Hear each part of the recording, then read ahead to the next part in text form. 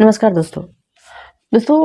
एक महिला जो सर पे घूंघट डाले और हाथ में पिस्तौल हुए वो सड़क से गुजरती है और सड़क से होते होते जाती है, पैदल ही जाती है। और थाने में जाने के बाद वो कहती है कि हमने अपने पति और जेठ को टपका दिया, आप लोग जा करके लाश को उठवा लो।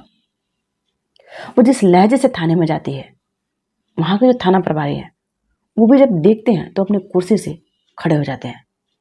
वो भी डर के मारे जिस तरह से वो हाथ में पिस्तौल लेकर के थाने में पहुंचती है।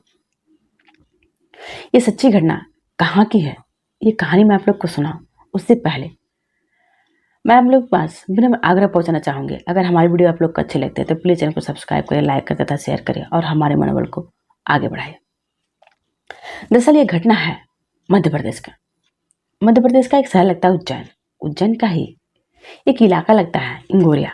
वहाँ की ये सच्ची घटना है। यहाँ एक महिला थी जिसका नाम था सविता देवी। उम्र थी 35 साल के आसपास। ये महिला आंगनबाड़ी कार्यकर्ता थी। इसके पति का नाम था राधेश्याम। 1 जनवरी को हुई इस महिला के कहासुनी होती है इसके पति से। अब ये इस तरह गुस्सा होती है कि घर में रखा रहता है पिस्तौल और पिस्तौल को लेके आती है और अब पति के ऊपर वो ताबड़तोड़ कई बार करती है। पति घर में ही फर्श पे लोहड़ान गिर जाता है। जब वो गोलियों की आवाज उसके अगल बगल लोग सुनते हैं तो उसके पति का भाई धीरज यानी उसका जेठ, उस महिला का जेठ, सविता का जेठ अभी मौके पर पहुंचता है। और पहुंचने के बाद वो अपने भाई को उठाने की कोशिश करता है और जैसे ही उठाने के लिए उसका भाई यानी उसका ही जेठ राधेश्याम को उठाने के लिए वो नीचे बैठता है, वैसे ही ये सविता फिर ताबड़तोड़ अपने भसुर के ऊपर भी गोलियों की बौछार कर देती है। वो भी लूलवान वहीं पड़ जाता है। फिर उस जेठ के जो एक बेटा था उसकी पत्नी थी, वो दोनों भी आते हैं। उन दोनों के ऊपर भी ये गोलियां चलाने लगती है, लेकिन इत्तेफाक के वो दोनों बच जाते हैं।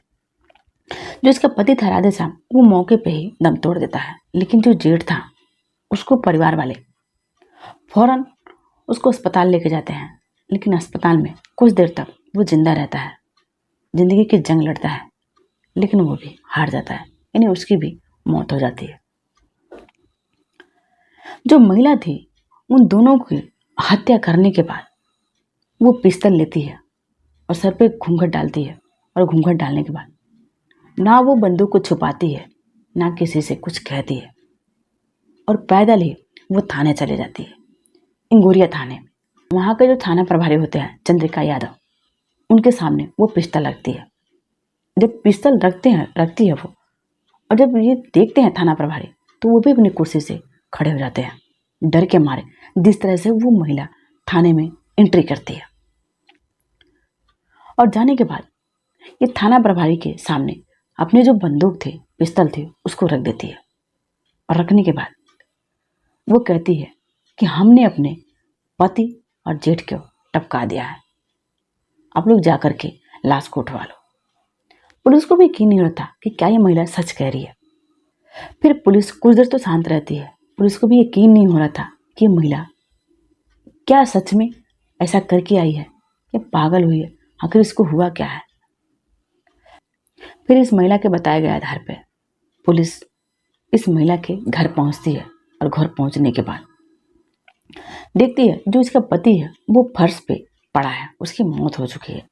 जो इसका जेठ है उसको और परिवार वाले हॉस्पिटल लेके गए हैं, लेकिन वहाँ जो डॉक्टर हैं वो भी मृत्यु घोषित कर देते हैं।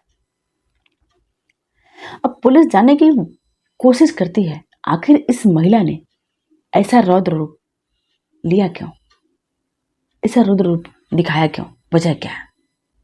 अब पुलिस उस महिला से पूछने लगती है, उसका बयान दर्ज करने लगती है कि आखिर तुमने इतना बड़ा कदम क्यों उठाया। फिर वो महिला जो बताती है वो वाकई हैरान करने वाला होता है। जैसा मैं आप लोग को बताते चलूं कि इस महिला के जो ससुर हैं नांगूलाल कुमारिया, इनके पास 20 बीघे जमीन थी। इनके 2 बेटे थे, एक इस महिला का पति और दूसरा इसका भसुर यानी धीरज और इसका पति। इन दोनों को वो 2-2 बीघा जमीन दे रखे थे। बाकी जो 16 बीघा जमीन था वो उनके पास थे, अभी उसका कोई बंटवारा नहीं हुआ था। उसमें से कुछ जो जमीन थी वो हाईवे पे थी और उसकी जो कीमत थी लगभग 5 करोड़ के आसपास थी। जो इसका पति था वो दारू पीने का आदी था। ये महिला बार बार कहती थी कि जो जमीन बाकी बचा है उसका बंटवारा आप ससुर से कह करके बंटवारा करा लीजिए। लेकिन जो इसका पति था वो अक्सर दारू पीता रहता था, इसकी बात सुनता ही नहीं था। लेकिन इस महिला को लगता था कि जो उसका भसुर है धीरज, वही उसके पति को बार बार दारू पिलाता है। जब भी उसके पति को दारू पीने का पैसा चाहिए था तो वही देता है। और इस महिला को शक था कि कहीं मेरा भसुर ही दारू पिला करके वो जो जमीन है वो खुद हड़प ना ले, यानी अपने नाम ना करा ले। वो जब भी इस बारे में बात करती थी, लेकिन जो उसका पति था वो अक्सर ही टाल देता था। इसी बात को लेकर के आए दिन इस पति पत्नी में झगड़ा होते रहता था, यानी राधेश्याम और उसकी पत्नी सविता देवी में। अब महिला इस बात से काफी परेशान थी। उसको लग रहा था कि जो प्रॉपर्टी है वो हमारे हाथ से ऐसे चली जाएगी।